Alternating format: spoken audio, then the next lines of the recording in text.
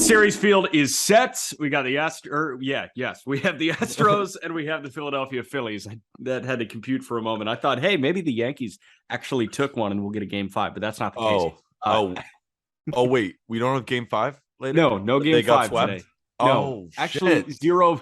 zero baseball Monday through Thursday. World Series gets going on Friday. Phillies beat the Padres in the NLCS in 5, and the Astros with a cool sweep of the Yankees. Jack, Peter, Aram, Just Baseball Show, Monday, October 24th. I've got an apology to make, but first I'll let Peter take the floor and talk about the Yankees for a moment. I mean, what do we want to say here? The Yankees weren't good enough. Like, there's, you hear on Yes Network and all of them, like, they complain about specific decisions that Boone has made, but at the end of the day, they just weren't good enough. Yeah. That's it. Like, I want to more have a conversation instead of just going off, because there's so many different things that we can talk about, but they weren't good enough. They were worse than the Astros. No matter kind of what they did, no matter what decisions Boone made, they were a worse baseball team, and it was obvious. It wasn't even close. They were worse. They deserve to go home. A couple of narratives that I want to get into a little bit later on is the first two things that TBS's postgame show addressed yesterday. Oh my God. And Aram, I know you texted about it. I really didn't hate it. The Costas thing about the Astros and how the narrative around that 2017 team, there were still remnants of that in 2019. There's zero remnants of that in 2022. I appreciated that he said that, because you are running out of excuses if you want to blame the Astros for something. They were just better than the New York Yankees. The other thing that we can talk about right now, I want to push the Astros conversation back a little bit, is the fact that they immediately said, well, this could have been Aaron Judge's last game in a Yankee uniform. That is the immediate thing to do, right? When you are a talking head on TV or in newspapers. I mean, think about how many times a star college basketball player gets bounced in the NCAA tournament, and the first question is not about the game. It's, have you thought about your plans on entering the NBA draft or not? I understand baseball's a business, but the body's still warm. Yeah. He was the last out. And there are plenty of things to talk about within the game that happened that are super interesting, or lack thereof, in the sense of terribleness.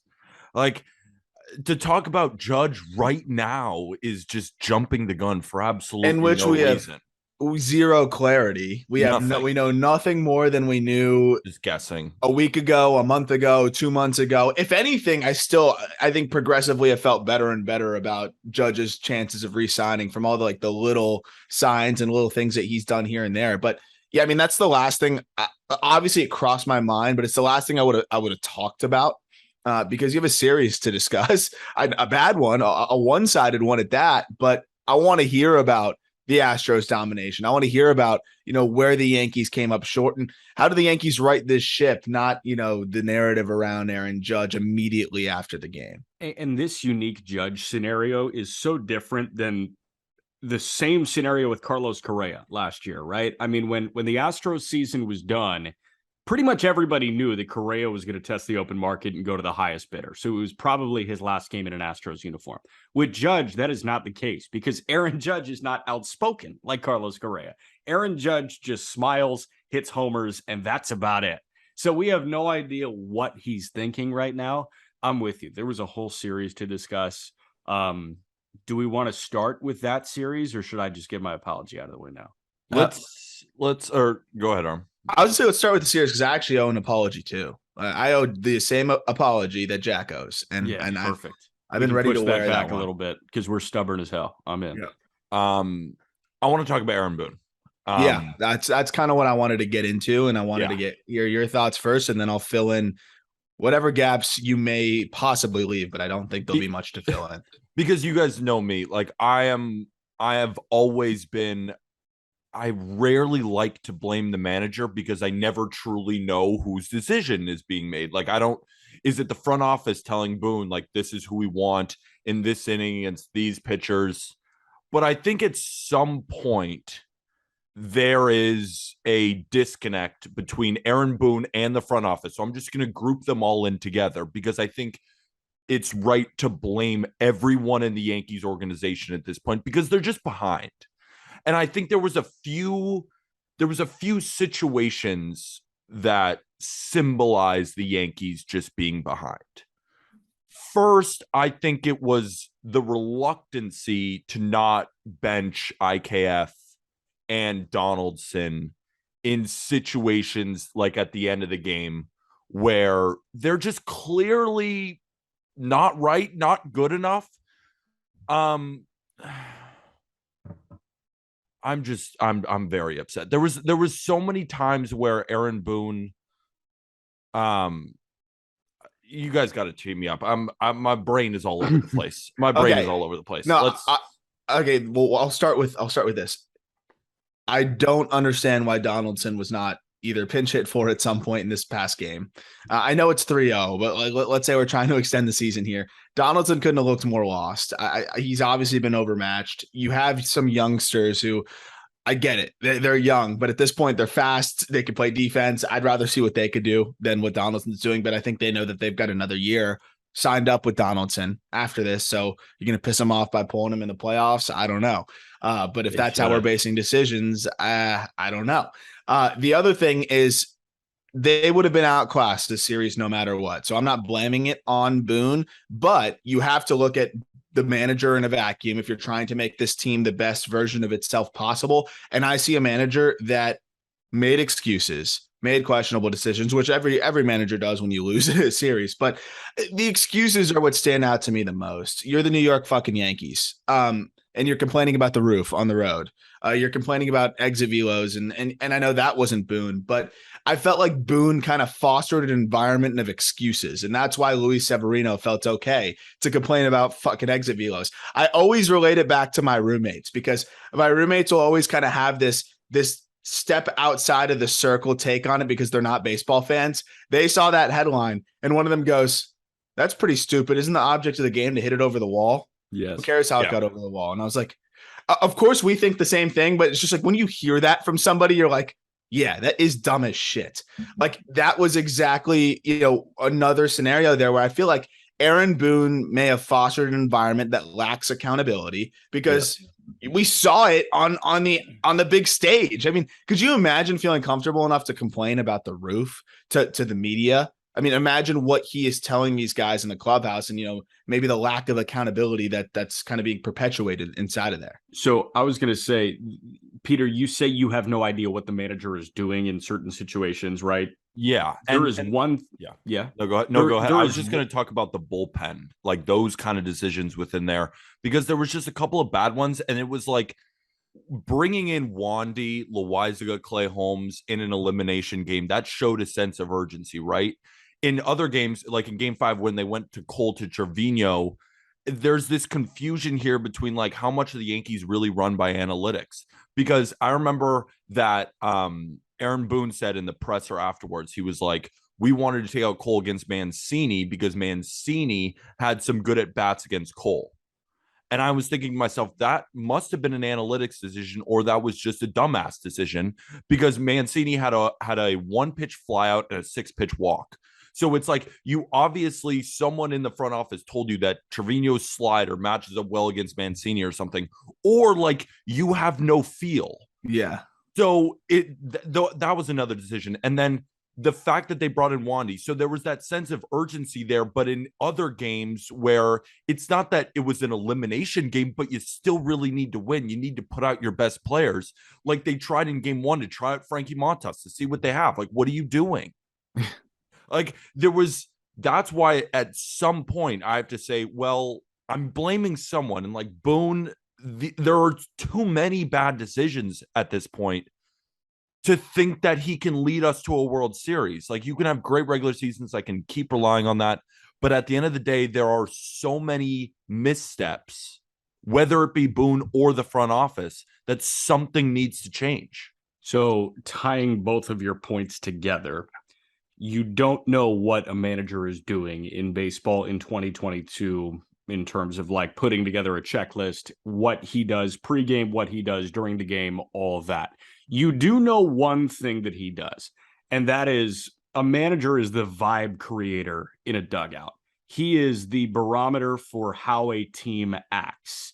And I think it's so funny how much Boone and Dusty Baker respect each other because they couldn't be more different. Yeah. Because Dusty is here, shooing everybody away during the trophy ceremony. And he said that the biggest thing for me is I'm going back to the World Series. Like, I feel He's like the coolest dude ever, by the way. Coolest dude ever. And I feel like even if they were down, 2-0 in the series, like that guy knows he has this obligation to keep the morale in that clubhouse high enough to win games. Morale was piss poor at Yankee Stadium. Morale was piss poor in the stands at Yankee Stadium. Morale was piss poor in the dugout at Yankee Stadium, which I put on Aaron Boone. So if he's doing anything, he is curating vibes, and the vibes were fucking terrible this week. One thing I do want to say is can you blame Yankee fans in the stands for this at all. performance? Not at all. First of all, they're getting rained out and they're paying hundreds of thousands of dollars for. Well, they only paid $20 last night. Yeah, exactly. But the amount of money spent on tickets and to get rained out and then to have to go home and the trains and the food and the amount of money that they're spending just to watch an absolute no-show from the team. What do you expect? It's funny, though. At the beginning of the game, the vibes were still good. I was actually proud of Yankee fans for showing up through this shit show. I live 20 minutes away. I wasn't fucking going. I wasn't paying $20 to go down there, spend $20 on each beer just to drown in the sorrows to watch that shit show. So I respect a lot of Yankee fans there. You can't blame them. So, yes, were the vibes in the stands, I guess, not as great. But, if they were winning, I'm sure they would be good. The vibes in the stands are a direct correlation to the vibes in the dugout. If the exactly. vibes in the dugout you feed off the players. Yeah, you feed off the players. That's how baseball works. That's why Miami is such a great environment for baseball, right? Yeah. Well, what's great is it's for the players in Miami, it's kind of a turnstile. And for the fans, it's it's a tourist stop. For a lot of people when they're in town, there's a Marlins game down the road, $10. Let's go stop by. But the one thing I do want to say in terms of the manager situation is, and maybe it's because these guys are older and have had health issues and things like that definitely plays into it. But the narrative with the Guardians was do it for Terry. The narrative with the Astros, was do it for Dusty. And when they were up on the podium, they were chanting. The players were chanting Dusty, Dusty, Dusty, Dusty.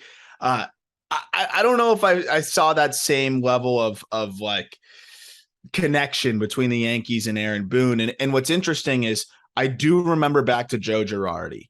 And when Joe Girardi was on the hot seat and the Yankees were down in the series a few years back, they fought back. They did not want Joe Girardi to get fired, and he ultimately did. But they fought back and gave it a really good series. And it was because I believe there was even a quote or two, Peter, you could probably correct me on this, where they were like, we want to, do this for Joe.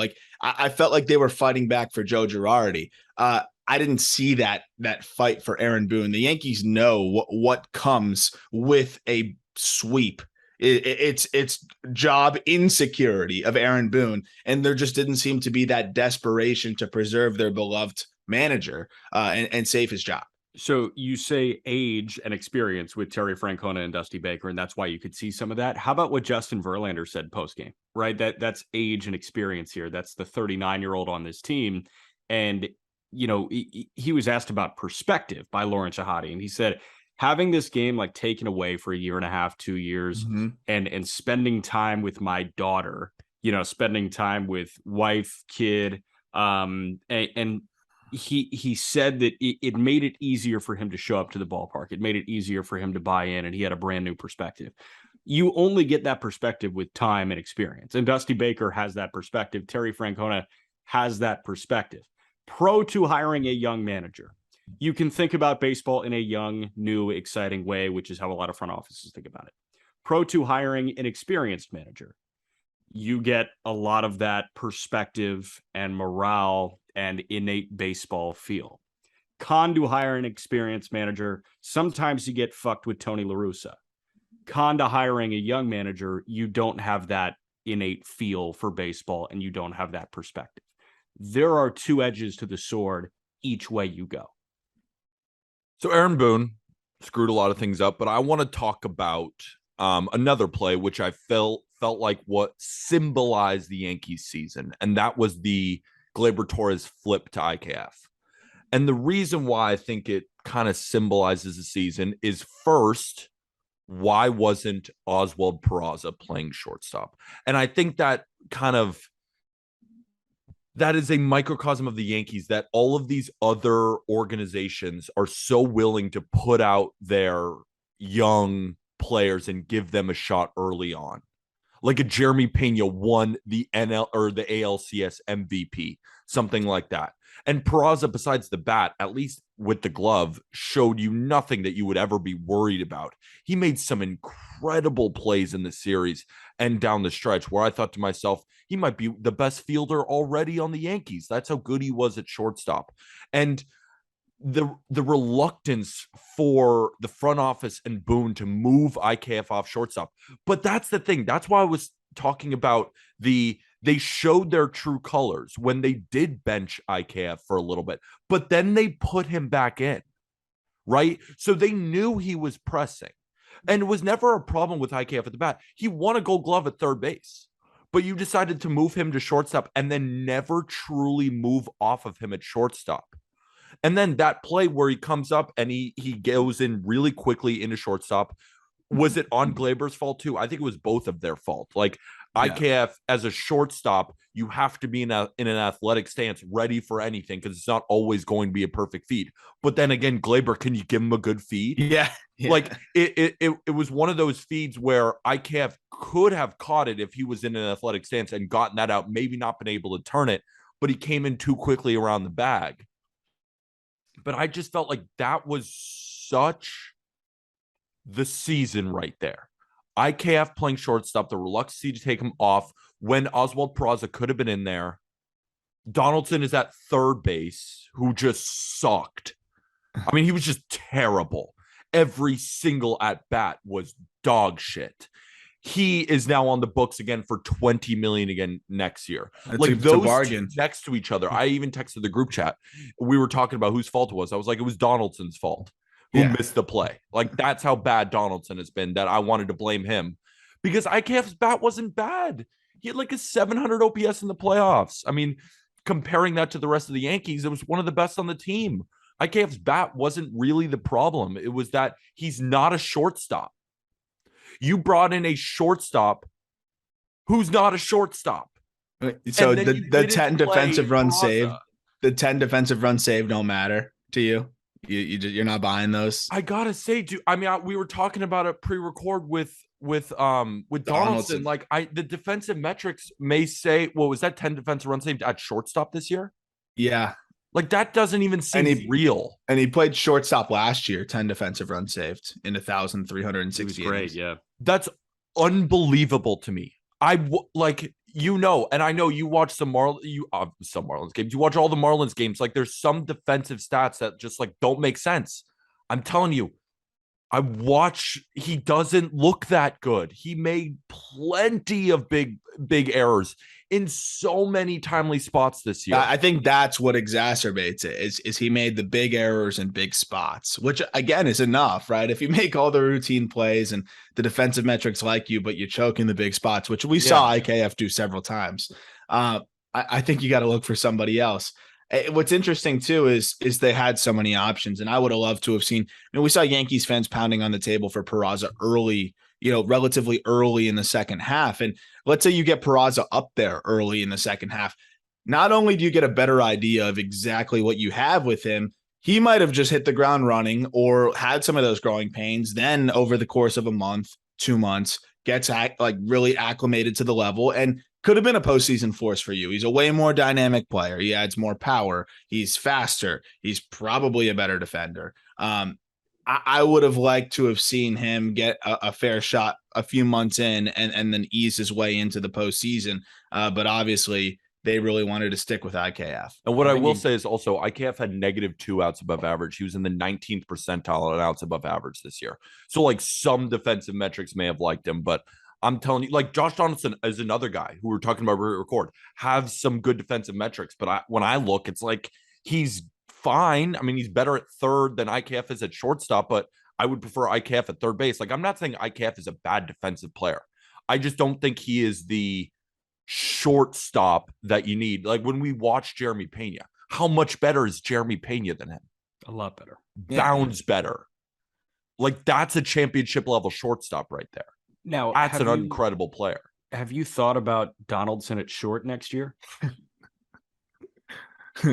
Yeah, long and hard. So I think including the postseason, Peraza played 15 games with the Yankees this year, and Oswaldo Cabrera played 50 games with the Yankees this year. Why wasn't Peraza ready for the 50 that Cabrera was given? I thought he was. If those two both played 50, I feel better about going to one of those than kind of Falefa. But, you know, you can talk about defense all day long. What this comes down to is the anemic bats for the New York Yankees. Pretty much all postseason. They went 5 with the Guardians team that couldn't hit. And you look at the postseason numbers, Harrison Bader had a 1260 OPS. Anthony Rizzo had a 980 OPS. Great. Next best OPS was Isaiah Kiner-Falefa at 683. Yeah, he was not the problem at the bat. That's why it's like everything I'm talking about is like semantics also. They just didn't fucking hit. Like, that's why it's like off the top, I was like, I could come up with all these excuses. That's why I was like, in my brain, I was having trouble. I was like, they just didn't fucking hit. And like, if you don't hit, you're not going to win baseball games. You ready for a slash line that I don't think I've ever seen before in my baseball life? 7 games, Jose Trevino slashed 045, 043, 045. Have you ever seen an 088 OPS? No. I think he had a single. Not once in my life have I ever seen an OPS under 100. If it's not all zeros, I don't think I've ever seen it under 100. Yeah, that's impressive. Yeah. I mean, that's a special level of sucking. But the thing is, it's not like Kyle Higashioka was any better. So I'd rather have Trevino at least framing the ball. Those metrics look good. He was 0 for 6 with 5 punch outs and a walk. Jesus. They really needed, not that it'd be a difference, but I mean, DJ LeMahieu, my gosh, would he have been a nice taste breaker from the swings and misses that we got from top to bottom? And this is what we've talked about the last couple of years, kind of to put a bow on the offensive side of things with the Yankees, is when you are a team, you know, it's funny because we know about the just opposite pairing that them and the Guardians were. And I think what's interesting is the Astros are the hybrid between the Yankees and the Guardians, which is power and thump, but not at the full expense of contact, right? And you got to be able to hit home runs in today's game because it's difficult to string together hits. But you also can't live or die by the homer because that's just too volatile of a way to live as a baseball team. And I mean, we've always feared that with the Yankees, and we kind of saw it in its ugliest of fashion in this series when you go against a pitching staff that can rack up Ks as much as anybody, and you are a team that can K as much as anybody. It's going to get ugly when you guys go a little bit cold. It's just hard to score any other runs any other way. And I mean, you remove Aaron Judge from this team. What was this team this year? You know, and that's the question, right? Nobody had an F4 above 3.7. Was that the next best F4 on this team? On the position player? 11 win Aaron Judge. So 11.5 win Aaron Judge. Then no other position player was better than a 4-win player. Nobody was better than a 3.7 win player. This is not a great team without Aaron Judge. This is barely a playoff team, I think, without Aaron Judge. It's not that different from the teams that got bounced in the first round. And, you know, Aaron Judge is not out of the, you know, he wasn't all flowers. He was pretty bad. Yeah. Like, let's tell it how it is. He was not very good. He had a couple of home runs. So the stats were like, you know, he's still been clutch. He has 4 big home runs in do or die situations. 36 WRC plus in the postseason. Is it that bad? Yeah. I'm seeing I have a 772 OPS in 6 years in the postseason. No, but I'm saying in these 9 games. Oh yeah. Yeah. No. 139, 184, 306 with a 40% K rate. He was abysmal. Yeah. Just call it what it is. He was abysmal. Doesn't take away from his regular season, which was historic. Yeah, it does. Incredible. It doesn't. Yeah, it does. Doesn't. He sucked. No, it doesn't. But I'm upset. Like, he was not good. I mean, he was horrible. It's blank check. He's the best player ever. He's the best player. He's the best player ever. He is 30 years old. You want to lock him in for 10 more years at $40 million a year? It's a conversation here. A bad postseason does not fill in the check. He's still getting a blank check. I understand, but that's why I wanted to bring up his overall postseason numbers, because I'm not going to judge him on this one. But is it fair that in 6 years, over 12 series, he has a 772 OPS, 211, 310, 462 slash line? The 462 aspect of it is because he does hit the home runs. But if he's not hitting the home runs, he doesn't have that many hits. And if I hear about how he was hitting the ball hard and about the exit velos, I'm going to throw up. Like, all I've heard about the exit velos, it's like, get a hit. Alex Bregman, his home run had a 0.40 expected batting average. Well, it went out. Like, these guys just get hits. You don't. Change of pace from Peter right now. That's you don't. Because it's like we're hanging on it, and the Yankees hanging on it is what's keeping them back.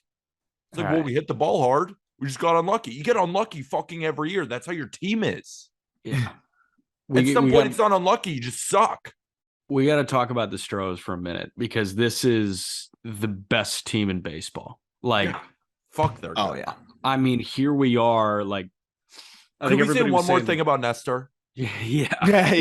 I'll always welcome Nestor's talk. One more thing, and then we got to talk about the Astros. Yes, we'll talk about the Astros. One more thing about Nestor, because the Yankees said that he was dealing with a groin injury.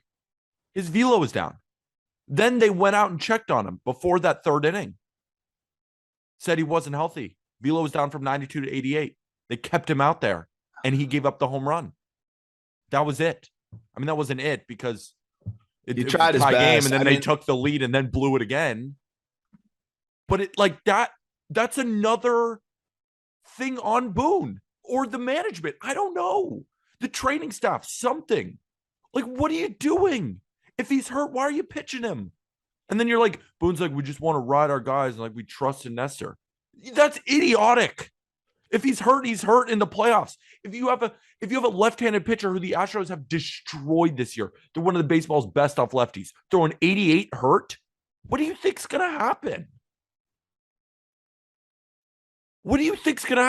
Nestor did not deserve that. He's been unreal. That's why I don't want to blame even a second of this on Nestor. No, absolutely not. He's just grinding out there. What a year for Nestor too. I mean, I'm really happy for him, excited for him, and he's one of the few silver linings. That's a guy that's earned, I think, the trust. Yeah, both in the regular season and the postseason. He's a key cog of what they're going to build in the rotation moving forward. 100%. All right, Astros. Is that unfair? Is any of that unfair? No, it's all fair. It's all fair. Let's talk about the Astros now. All right, fine. The Houston Astros were the best team in the American League all year long, maybe except for April when the Yankees jumped out to this blazing start. Everybody they were like oh still better. Yeah, but I mean, it was always the Astros. The Astros were inevitable. And here we are with the promised ALCS matchup. We knew one team was better. Did the Yankees have any magic dust left over? And the answer was no. But I think a lot of that was because the Astros were just so fucking good. Mm-hmm. Yeah. Their starting pitching is incredible. They stayed, for the most part, healthy all year long. Their bullpen, dynamite. Their lineup, the one question mark coming into this year, won ALCS MVP. I mean, they are as flawless a baseball team as we've been able to find in a decade. Mm-hmm. No, it's funny because it's like everything we applaud the Dodgers for, the Astros are that, right? They're exactly that with execution. And I know, like, we could talk about more recent history, even from 2017 on, like past 2017. They've been exactly what the Dodgers are. The difference is, the Dodgers just dominate the regular season and they build this high level farm system in terms of like prospect grades and all of these things. And they dominate the headlines too. And of course, it's LA. It's LA. But like, I think the big thing is also the prospect side of it. It's like we're always looking at the Dodgers prospect wealth. How often are we talking about the Astros prospect wealth? And not since Sports Illustrated, projected them as the World Series champs, in that incredible magazine headline because they were so loaded organizationally. I mean, Jeremy Pena was far from a top prospect. I mean, up going into the season, we gassed him up. I was highlighting him. Can I say something? What? January 12th, 2022. It would be an aggressive move, but I think Jeremy Pena could hold it down for the Astros at shortstop next year. The glove is ready now, and he was enjoying a major power breakthrough in AAA before going down with an injury. One of the names I'm excited to see this spring. January 12th, 2022, Aram fucking Layton. Yeah. Thank you, sir. He's going to apologize for his bad take on the Phillies, but I mean, Yes. holy shit. Are you kidding me? Just won NLCS MVP. What Thank a take. you, sir. What Thank you, sir. Thank you. I appreciate it. If I had a crown, I'd give it to you. But instead, I just have hat head. Thank you. I love Pena. I've fallen in love with him as a player too. So that's one that I love. I love being right about. Hey, and think about, like, when did we start talking about Hunter Brown? When he started throwing really well this year? What was like the deal? Yeah, no. I didn't care about him prior to the season. Exactly, I promise I didn't. dude. I didn't. He Yeah, was I mean, Division II Wright State 5th round pick. What are the Wayne Yankees State. versions Wayne of that? State Like, in how was Michigan. Clark Schmidt? What's this worth now? Nothing. Not much. Zero. Where's the Yeah, Yankees man. I mean, version of all this. yeah, the Astros, they just do it. Their development is unmatched right now. Their spending habits are unmatched right now. They do everything well. James Click deserves a shit ton of credit here. What did they do at the deadline? They didn't go big at all, man. They got Christian Vasquez, who is okay being a backup to a guy that cannot hit, but he's that good at managing a staff that he's hanging in there.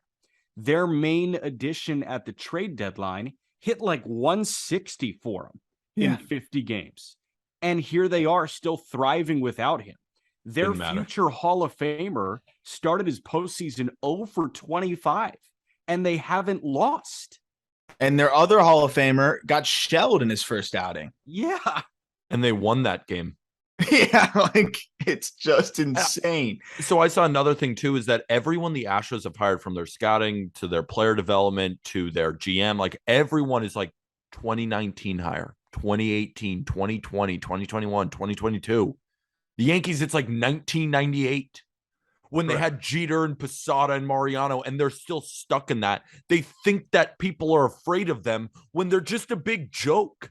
They're just like, the Yankees are a huge laugh. I bet other teams are looking at their analytics department being like, just behind, idiots. So the Astros for the last 6-7 years have been more forward thinking in the minor leagues than many other organizations in baseball. And they were one of the very first organizations to use video as often as organizations do. They were one of the first organizations to have a database for stats, much like what every organization has now. But think about how the Astros play baseball. They throw strikes. They don't strike out that often. So that is a non-analytically driven way to play baseball, and it's been driven by video and data. They know how to interpret data as well as anybody in any sport. But can I also say this? There has to be that level of feel, and right? They have it. I almost feel like the Yankees have dove so far into analytics that they have no feel anymore. Like, am I wrong here? Like, we're talking about the Astros, dude. We're talking about the Astros. Have this incredible. No, I'm complimenting the Astros by saying this. Like, the Astros are able to combine analytics and have incredible feel on top of it. Like a manager like Dusty Baker. You think Dusty Baker is looking at the ex-Woba? Like, he might. Well, actually, no. But I think he has incredible feel. Like, here's the interesting thing. That's what it feels like. Here's the interesting thing. There's actually a rift, which is the most insane part about all of this, is a reported rift. John Heyman just put out a whole piece on this, and it has quotes from both of them. So it's pretty, they've all but acknowledged it. Click and Dusty Baker, I don't know how long. I mean, if they win the World Series, I think they'll find a way to make this work. I think they already will now that they made it. But a piece came out like a week ago from John Heyman talking to both of them about, and people within the organization, about how Click is very analytically driven, and some around him think he's almost too analytically driven. And Baker obviously is more of a feel guy. And Click went out and got Mancini and got some of these other guys and wanted to see Baker use them more, and Baker didn't. He just, off of his feel, he just didn't feel like those guys were the right guys for his lineup and the right guys in certain spots. And killing it. There's a big disconnect in a lot of ways between Baker and Click, and some within the organization believe it's one or the other. Baker's already coming back, so there's a chance that Click could be gone, which is nuts. And he was the guy that replaced Lunhow, who was obviously forced out because of the whole sign stealing scandal. I think they find a way to coexist. But the fact that you have this rift right now and you wouldn't know it on the baseball field, it kind of shows you how they're hands on but hands off. And I just talked to Zach Daniels when I was out in the Arizona Fall League, one of the better prospects in the Astros system, just went 2020 this year. Crazy athlete that has always been a little bit behind in his polish. And I was just like, do you think you would have made the leap this year that you've made in any other organization? He's like, probably not.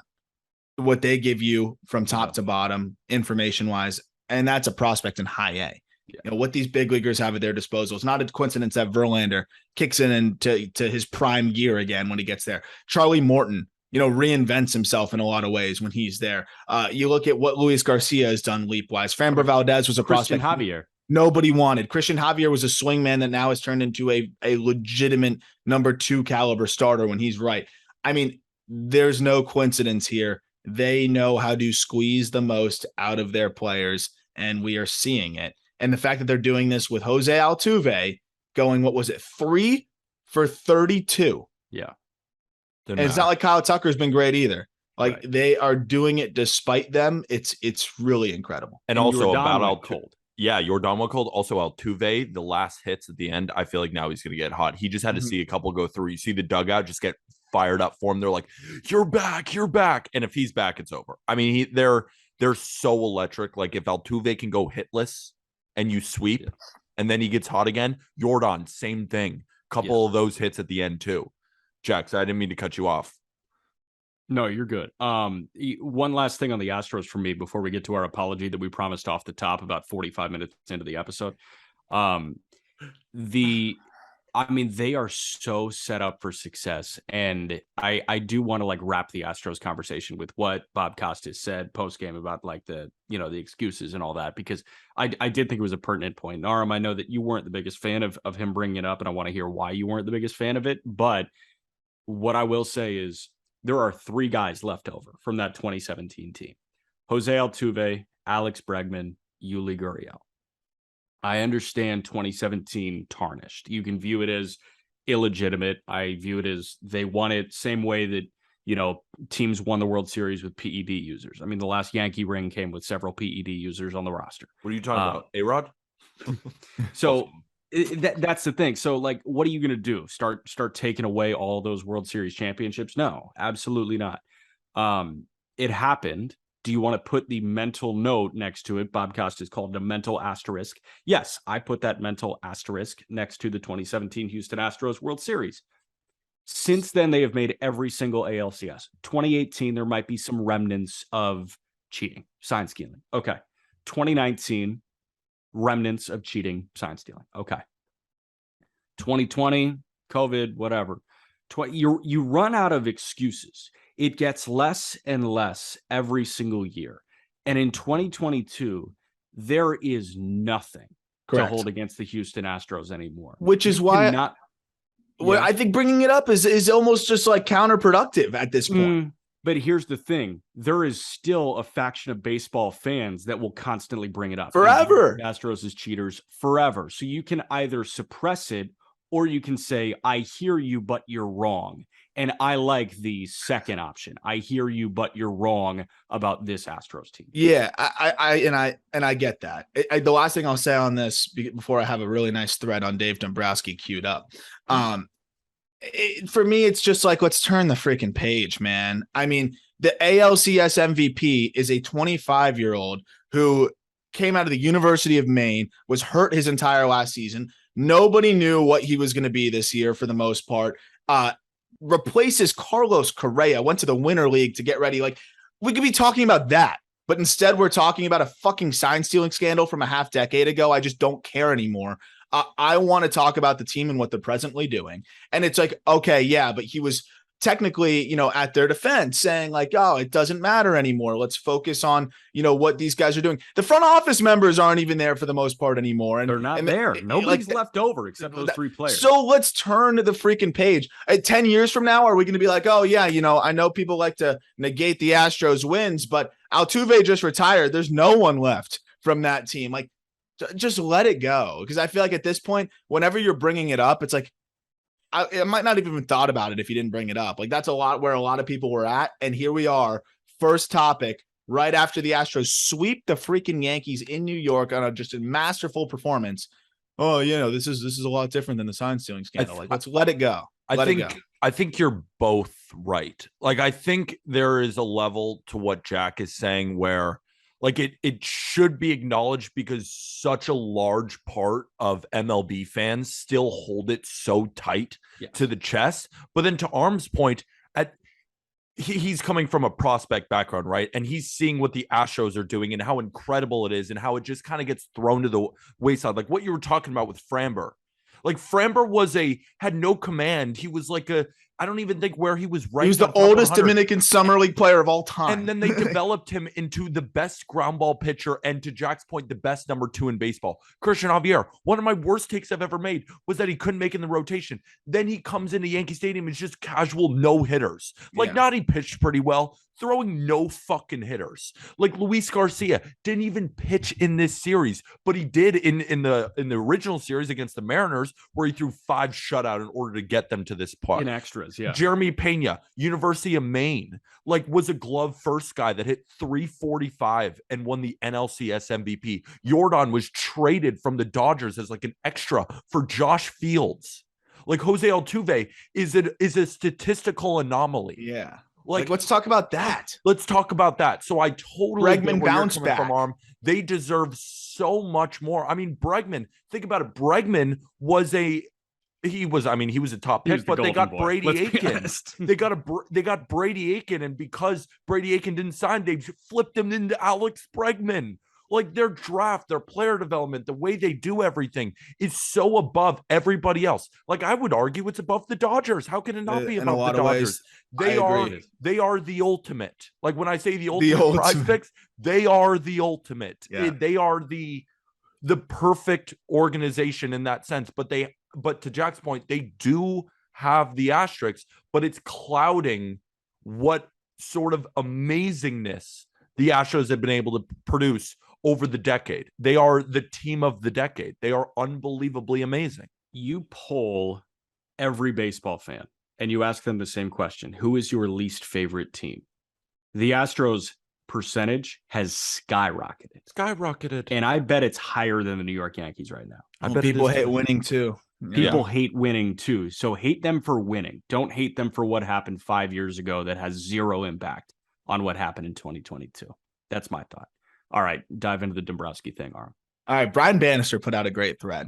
And we'll start first with what Jack and I have just made fun of, specifically Dave Dombrowski, for pushing all the chips forward and oftentimes depleting a farm system. And when you come up short and deplete the farm system and push all the chips forward, it looks really ugly.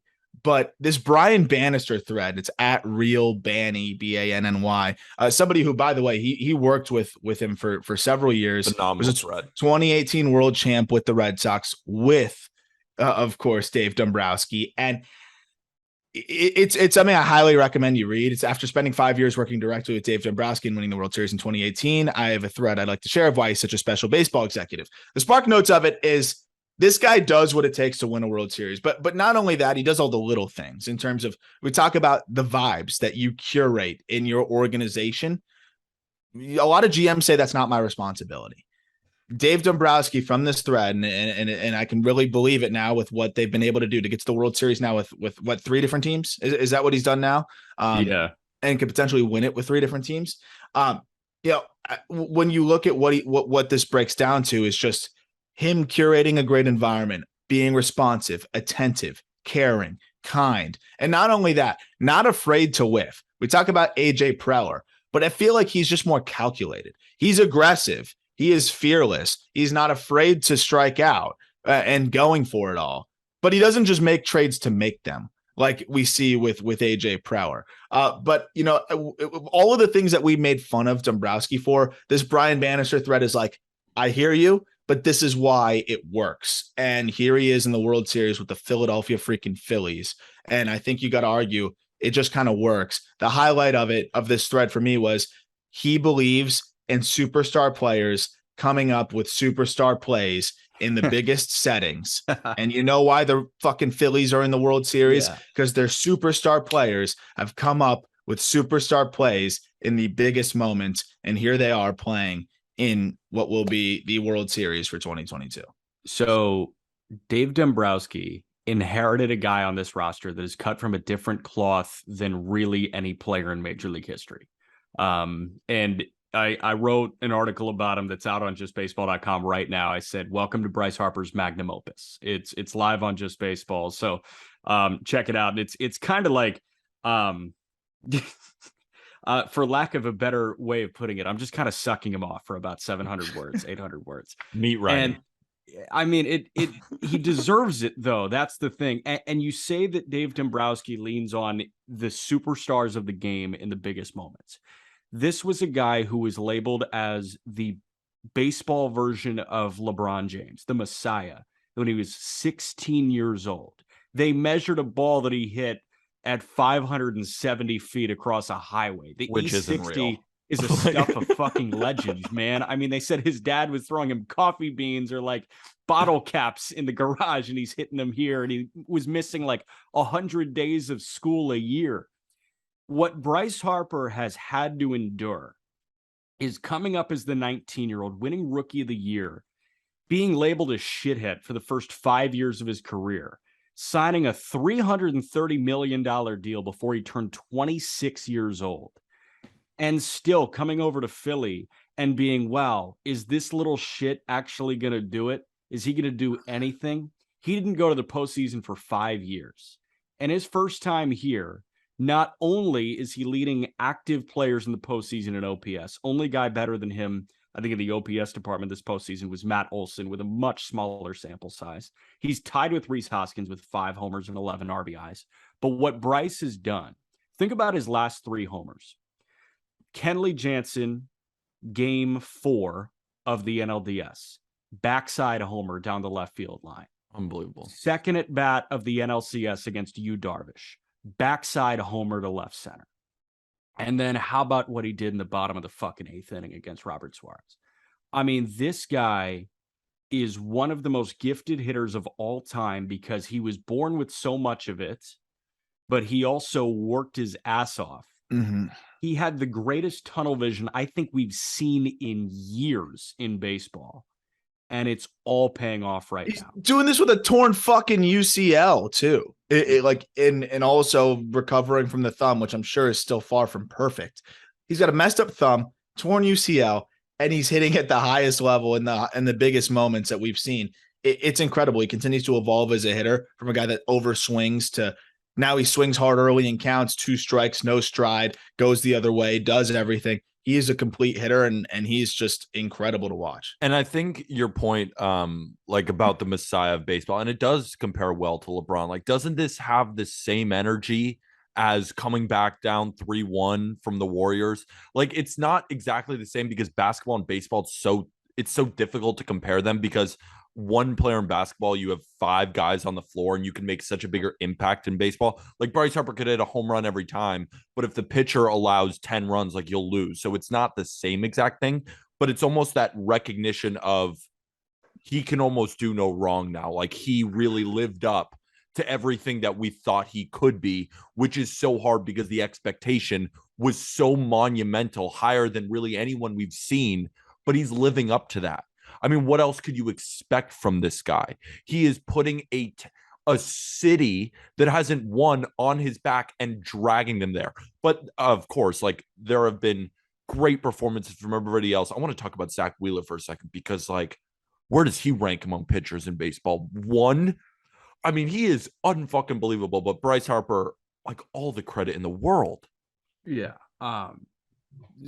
Before we get into Wheeler, let me issue like the concrete apology to Dave Dombrowski. And it's not like a Shaq to Christian Wood thing. Like, I apologize. I wasn't familiar with your game. That's not it. Because I was familiar with his game, and I think Aram and I shared similar sentiments to Dave Dombrowski. We thought he was a glorified AJ Preller. Okay? And, you know, these moves made no sense on paper. But obviously the game is not played on paper. He knows that. He knows that superstars come up in the big moments like you're saying here. The big thing that I take away from this is you signed Schwarber, you signed Castellanos, and we totally didn't. we totally ignored the fact that Kyle Schwarber and Nick Castellanos are fucking perfect for the Philadelphia Phillies fan base. That's the type of thing that Dombrowski just kind of leans into. Yes, you play this game on a spreadsheet before you put them out on the field, but he put guys out on the field that just embody climbing up light poles if the team wins. And this team caught lightning in a bottle because they got a whole bunch of dudes that are crazy. I'm not sure if you guys saw the Cespedes barbecue article on Brandon Marsh during the NLDS, but this guy pours water on his head 15 times a game. That's why his hair looks so fucking like, I thought it was like greasy. No, he's a wet guy. There are like wet guys around, and he's a wet guy. Like, they've got a whole bunch of psychopaths in their own right. And that's exactly what the Philadelphia Phillies needed to get over the hump. Just an assortment of sociopaths, and they got it. 100%. And it's like, you can see the cohesiveness there. Also, if we're going to detract in certain areas with managers kind of supporting the point here, Rob Thompson, the players love him. When he got the deal, and was no longer, they removed the interim label from his forehead.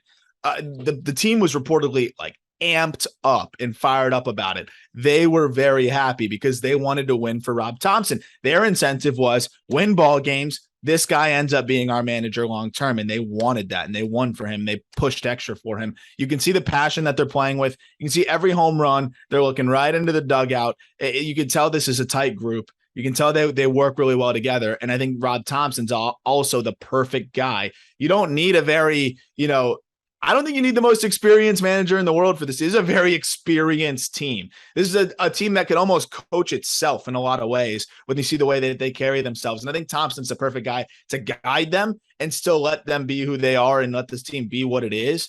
And I mean, what it is when it's clicking, one of the best teams in baseball. And the thing too is Dave Dombrowski made the small little moves to, kind of accentuate their strengths, hedge some of the weaknesses. Brandon Marsh is one of the best examples of that.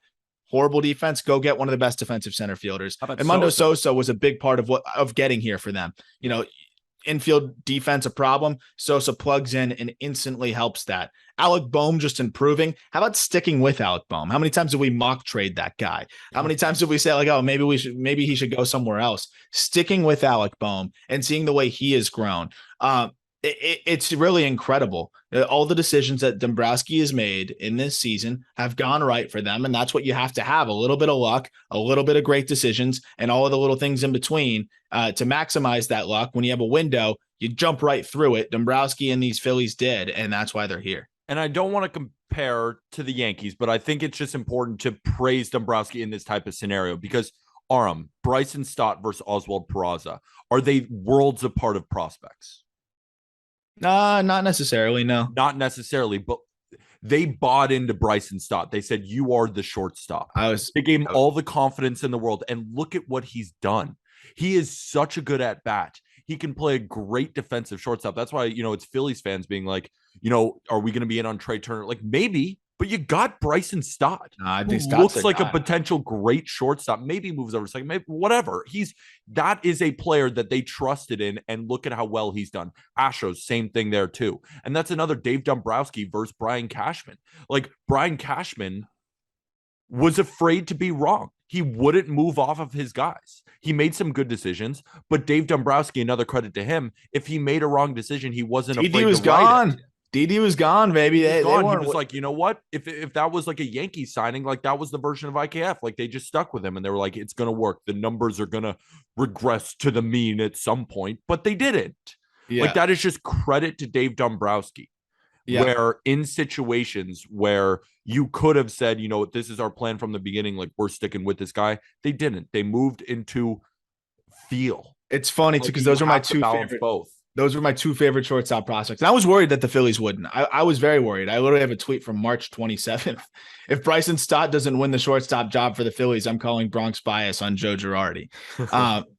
And ultimately, I think Didi kind of took care of it himself too with the way he played. And, but I love that Stott has had this opportunity because he stunk in the first half of the season, had the ability to stink get better, get more comfortable, get confident, then playoffs. And boom, that's where he is. And he's been able to be a big piece of what they're doing. Yeah, I mean, that's another one. How about both World Series teams have rookie shortstops? Yeah, it's kind of interesting when you think about it that way. Yeah, dude. All right, Wheeler. Wax poetic on Zach Wheeler for a minute, Peter. Dude, when he is 97 to 98, and he had a big velo uptick during this postseason because we know that he's dealt a little bit with injuries, but going back to that 2021 year, he was one of, if not the best pitcher in all of baseball. I mean, he was in that conversation, whether he won the Cy Young or not. You know, you compare him to Corbin Burns, whatever. It's all apples and oranges, whatever. He's one of the best pitchers in baseball. But when the going got tough, I kept saying in my write-ups, like, you know, gambling on baseball all the time, I value Zach Wheeler, like when we look at a line, as one of, if not the best pitchers in baseball. And he continues to do that against any offense. Cardinals pitched pretty well, right? He had one bad inning against the Braves, and it was really on a Rhys Hoskins failing to get in front of the ball. Ever since then, it is about as dominant as you can be. Every other pitcher in this postseason, Verlander, Urias, DeGrom, Scherzer, they all had their blowups or all didn't look great in some particular spot.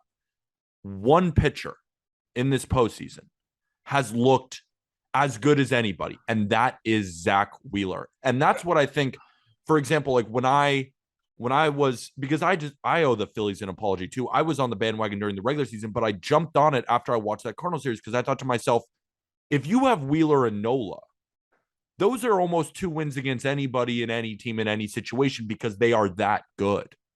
And Wheeler, you know, Nola had that blow up, but like I still think very, very highly of Nola. I'm not putting that against him. But Wheeler hasn't had that. He has just been absolutely phenomenal day in and day out. And when he's pumping 97, the command is excellent. The breaking balls, the poise on the mound too. Like I was hearing after the presser when he got hit by that comebacker where it went back to J.H. Omoto. You guys saw that ball when it looked like it hurt. He was like, yeah, I just put some numbing stuff on it. Couldn't feel it at all. Like he just bypassed that question because he's like, I'm not even thinking about that shit. Like I am down your throat. And he is as good as any pitcher in Major League Baseball. I think he's with DeGrom. I think he's with Scherzer, whatever you want to call it. He is right there as one of the best pitchers in our game. One superstar pitcher does this every year, right? Max Fried did it last year for the most part. Before that, 2020 was Walker Buehler. He did that in the postseason with the Dodgers. 2019 was Washington. It was Strasburg who won World Series MVP. Mastery. I mean, that was insane. It's every year a team that makes the World Series is riding one of their franchise cornerstone starting pitchers. And this year, it's Zach Wheeler. And we were IDing a bunch of guys at the beginning of the postseason. Who's going to be the one that people ride? And I think we were saying Max Fried is going to be the one that people ride. Julio Urias is going to be the one that people ride. Justin Verlander is going to be the one that the Astros ride. Garrett Cole. Wheeler was probably 5th or 6th on that list if we were going to do it. I mean, hell, Scherzer or DeGrom, we were talking about them before. Yeah, I mean, you have to, right? Yeah, and here we are, and Zach Wheeler is the superstar pitcher that is having this superstar postseason, and he will never be looked at the same. They have been, Nola and Wheeler have combined for 43 strikeouts and 6 walks. Incredible. They're refreshing to watch because you get the pitching ninja stuff that we love to see, but you also don't have that come at the expense of like command, tempo, and strikes. So you get to see the great stuff, and you also get to see what is just a lot of strikes and pounding the zone. Speaking to that, though, the Padres, great run. Yu Darvish was phenomenal overall. Yu Darvish really, I think this team doesn't get where they are without. Yeah, just a couple mistakes. But I mean, they were stretching. I mean, they were talking about riding a guy. They rode Yu Darvish as far as they could. He was spectacular this season for the most part. He was spectacular in the postseason. Darvish looked really good. That's always great. Yeah. Yep. Wait, what was that? Musgrove looked great. Musgrove looked great through the postseason. The Padres have a lot to build, and I just wanted to hit on them real quick because there's a lot of reasons to be optimistic in San Diego, I think. Can I ID one thing real quick?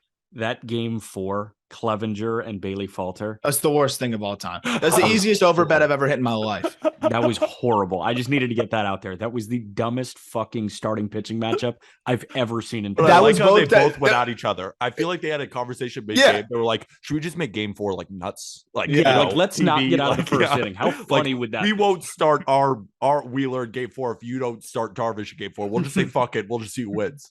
Yeah, I swear they agreed. Well, we both won't try that. Dombrowski and Preller were just like, let's roll them out. Let's do our thing here. That over almost hit in the first inning. It did. It was it was like 8. It was 8, and they scored 7 in the first inning. That was tough, and it stinks because Mike Clevenger, really, if he was the guy that they acquired, holy advantage Padres. We have another game, right? I mean, they acquired a number 2 starter, number 3 at worst. What's happened is injuries have really slowed him down, and he is kind of a shell of himself. And I could go into that trade. I tweeted out a screenshot of that trade. It was brutal. It's a bad one. I mean, it's half of the starting lineup for the Guardians, including Cal Quantrill, including Gabriel Arias, including a lot of other guys, Hedges in there as well. But I really think this was a good season for the Padres, given the circumstances.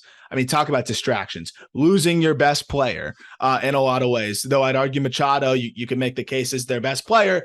Tatis at his peak is their best player. Or Soto. Or Soto now, yeah. The ebbs and flows of their rotation. Like, we know how talented they are, but this team could have easily got bounced in the wild card round and we wouldn't have blinked, right? Like, we would have been like, oh, yeah, I mean, that's how it's been for them this year. This is a team that I think has a lot to build on. They get Tatis back, who should be humbled, who should be a different guy. If not, then, maybe they look to move him. I don't know. I don't want to get into that. That's what the offseason's for. What I will say, though, is certain guys stepped up in the rotation. The team looks really good. I think they grew a lot as a unit, and they made a really solid run overall. They ran into the hottest team I can remember in the playoffs in recent memory with the Phillies, and they lost. That said, it wasn't like this one-sided domination like we saw in the ALCS, and I think the Padres are going to be back. I really do. I think they're going to build off of this. I think Preller's going to make some moves, as we know, and he doesn't need to swing for the fences. They just need some small accentuating moves, and I think they're going to make them. This team's going to be good next year. I really believe it. And just to quantify what Aram's saying a little bit about Clevenger not looking exactly like he was on Cleveland, because in 2019, Mike Clevenger averaged 95.4 miles an hour on the fastball. This year, 93.6. That's a big drop. That's a huge drop. He is not what they traded for. Like, simply put, he is a 4. Like, he is a lot closer to Kyle Gibson than he is to Yu Darvish, right?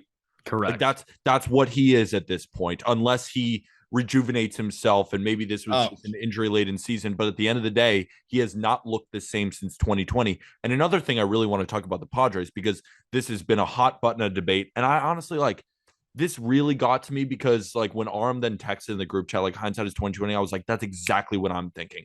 It was the Robert Suarez Josh Hader decision, because Bob Melvin at the end of the game said, we've been riding Suarez, and man, he's been good. And we've talked about on the podcast, like, how good has Robert Suarez been? And he said something, which I tweeted out too. Because I was watching the post game. Bob Melvin said, I think that was the first home run that Robert Suarez allowed against a lefty this year. I saw your tweet. And I went up, I was like, no way. Like, that's just Bob Melvin being like, hyperbolic to talk about his guy. He was right. But at the end of the day, it was like in a limited sample. Like, he didn't face a ton of lefties. So there is that back and forth there. But like, the better player came up big. Like, and Josh Hader, what was our big thing about Hader? It was the amount of rest. It was the fact that if he's not blowing in 100, if he's not totally fresh, that he was the 5.7 ERA guy. But when he had those days off of rest, when he came in the ninth in perfect situations, he looked like God among men. He was that good. It's the last time he went in for 5 outs. So it's like, I just want to talk. No, I agree. I think you're right. It's so easy to say when Bryce Harper hits a home run on what wasn't really that bad of a pitch. It was probably a little bit. It's just Harper's amazing. Felt high. Bryce Harper's amazing. It was outer half running away. At 100. It's just a really good player putting a really good swing on a pitch that wasn't perfect. And you got to be perfect against Bryce Harper. hindsight's 2020. If they tried to stretch out Josh Hader there and he doesn't come up, they're gonna be like, they had Suarez ready in the bullpen. Like, it's just one of those things. Yep. Suarez has been your guy. If he can't get you there, if he can't bridge the gap, it is what it is. Harper came up big. And that's the thing. Real quick, though, I do want to highlight the exact details of the trade. Was Clevenger and Greg Allen for Gabriel Arias, Austin Hedges, Owen Miller, Josh Naylor, Cal Quantrill, and Joey Cantillo. And Cantillo is the only guy who is not a big leaguer in that group. 1.93 ERA in AA as a left-handed pitcher this past year. Yeah. So every single guy was on the postseason roster, and most of them started for the Guardians. And Cantillo is one of their better left-handed pitchers. And Quantrill's better than Clevenger. Yeah. Yes. Quantrill at this point is better than Clevenger. Correct. And don't forget about player to be named later that went to San Diego, Matt Waldron, who is now a AAA knuckleballer. Oh, that's electric. Sick. That's electric. That helps a little bit. Yeah. That does help a little bit. But also, the reason why, it's so hot button is I saw people saying, fire Bob Melvin. I said, what are you smoking? Shut up. Bob Melvin took a Padres team that lost Fernando Tatis Jr. to get that clubhouse back in gear. Mm-hmm. And they went to the NLCS. They just beat the 110, 111, 170 win Dodgers. Yeah. Like, that is unbelievable what he was able to do. And it's just, it's not just, they beat the Dodgers. That's the rival. That's the team that has owned you all year. So to get your clubhouse ready to go in order to have the confidence to go into LA and win baseball games and never feel like that you're out of it, that is managing at its finest. He made one small mistake. And it's like, was it even a mistake to throw your second best reliever in the 8th inning where he's supposed to pitch? Like the lefty-lefty matchup, I thought the mistake was not hitting Hader. Why didn't you put Hader in the 7th then? Yeah. I thought the mistake was not hitting for Grisham. As soon as Darvish is done, just put in Hader. I thought the mistake was not hitting for Grisham. We talk about feel. You should be able to feel how lost your guy is at the plate. They still have Alfaro, on the bench, who has been clutch for them all year. If he's been one thing for them, it's been clutch. And that's what I would have probably preferred. Grisham was so lost. It's amazing how baseball can change so quickly. Yeah. If your guy is willing to drag bunt with men on first and second and one out in the 9th when you're trailing by 1, it's just an example of how off this guy feels at the plate. You got to be able to sense that a little bit. And they had Alfaro on the bench, who has led their team in walk-offs. I think he has 4 walk-offs this year. That I think it's luck to a certain point. He literally has everyone. Yeah, legitimately, he is the clutch man for them. I just wouldn't have wanted to see Grisham up in that spot. I know he came up big in the early parts of the postseason. I can promise you that was a distant memory for Grisham by the time he got up there. And that was my only thing. But again, we can micromanage, in hindsight, it's 2020. It's easier when you're not making the decision in the spot. Melvin led this team further than anyone expected them to go. Melvin did a good job. This team will be back. Is Josh Hader closer to Craig Kimbrell and Kenley Jansen, or is he closer to Liam Hendricks? I'm not talking production. I'm talking in terms of mental, what he has been, what he thinks of himself as. Hendricks. Because you think Hendricks? I think he really, I think he righted the ship with what we saw. I agree. Postseason. And it wasn't just the postseason; it was the end of the season into the postseason. I think he figured it out again. He was lights out, man. Yeah. So my thing on Hader is he is a 9th inning guy. He is a traditional closer, right? Craig Kimbrell cannot pitch before the 9th inning. Kenley Jansen cannot. You're pitch saying from that lens. Inning.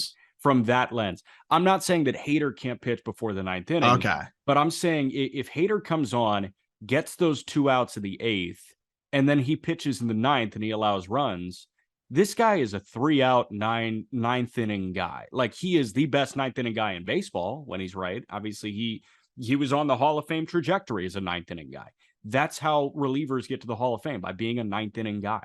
But I don't really view Hader at this point in his career as a go and get me 5 outs guy. That's fair. I thought you meant from just a pure ability standpoint. From a pure ability guys standpoint, that are diminished, he's better than all those guys. Yeah. No, I'll kick it to Peter too. I think he threw 5 1/3 innings this postseason, right? I think that's kind of indicative of what he is, right? We talk about the rest. We talk about all those things. He's figured out how to dominate in that 1 inning again. But yeah, I don't think you have the confidence in stretching him in for 6 outs, or maybe 5, maybe 4, not even maybe 5, maybe 4. We saw that, right? But 6 is a lot. And I think I was thinking about that too, Jack, and I'm glad you made that point too, because what do you guys think is more likely? Do you think it's more likely that he shoves for 5 outs? No. Or that he looks human after maybe he would get Harper, which is a lot to ask. I don't care if you're a lefty. I don't care who you It's not are. like Harper can't hit lefties, man. It could have been Nolan Ryan in his prime on steroids. Like, are we sure he's getting out Harper? No. Like, are we sure? No. So then let's say he gives up a hit to Harper, because I mean everyone was giving up hits to Harper because he's on crack right now. Then you push him into the 9th inning. Like, what's to say that he wouldn't allow a run or two in order to lose the game? So I agree. It's hindsight, and I think it's more likely of a scenario that Josh Hader would have blown it if you elongated him rather than him giving you 5 perfect outs. Yeah. I think, yeah, if you give Josh Hader 3 outs, he's in the Emmanuel Clase, Edwin Diaz conversation. If you put him in 5 outs, he looks a lot like Craig Kimbrell. The only argument I think would be he just goes the 8th, Suarez goes the 9th, and the save comes in the 8th against Bryce Harper. Like that. Good point. And that's an approach that some guys have. I get it with some, but a Hader's so traditional that you probably have to keep him in the 9th. That's the only I would hear that argument though, right? Like, your save came in the 8th in that game for sure, and it was blown by Suarez. Hader is a pretty traditional thinker. Traditional guy. Yeah. That's it. I needed to make the joke. I knew it. I saw your face the second I said it, and I was like, I'm gonna finish my fucking point. I saw Jack's face and I started laughing. Yeah, I was like, I already knew why. I'm finishing my fucking point. Love it. What else we got to hit? The World Series is set. Obviously, we're going to preview the World Series. We got the whole week, bro. We got the whole week to preview this bad boy. What are we going to do? Are we going to take the next 4 days off, or are we going to talk about other baseball things? Gold Gloves. We got a lot to do. I want to do like a first team thing. You know, people have been clamoring. There's a lot of other teams that we haven't really been talking about because they're all going home. Like, they're golfing with me now. I'm one of the golfers. White Sox. Aram, when's our tea time? Because we're going home. I have a scheduled tea time annually, bro. The second the regular season's October over, 3 scheduled. One more thing. I want to wrap up the manager conversation. I always ask this. And, you know, I was talking to Dustin, who was like, Dave Roberts has got to go. You see Padres fans, Bob Melvin has got to go. False. Yankee fans, Aaron Boone has got to go. Yes. Fire them and hire who? Fire them and hire who? Yankee fans, we're saying to yourself, and Aram, I want to ask you, do you think Don Mattingly is a great option? Fuck no. He'd be That's worse. what I'm saying here. It's like, is Joe Espada, could he be the guy? Joe Espada would be great, but Joe Espada would be great, but we're only one team's getting Joe Espada. One team's getting Joe Espada. Like, maybe he could be the guy, but he has no managerial experience. Like, I feel like in a year from now, 2 years from now, if he went to a team in the playoffs, they're gonna be like, Joe Espada is like, you know, a rookie manager. Like, they're a scapegoat. They get too much credit and too much blame. It's a continuation thing. It's if Yankee fans, if Padre fans, if Dodger fans, if they come to me and they say, we want to hire this guy because this, and this, and we think he's better than him, okay, we'll have that conversation. But if you just say, send Aaron Boone to the moon, send Bob Melvin to the moon, send Dave Roberts to the moon, hire who?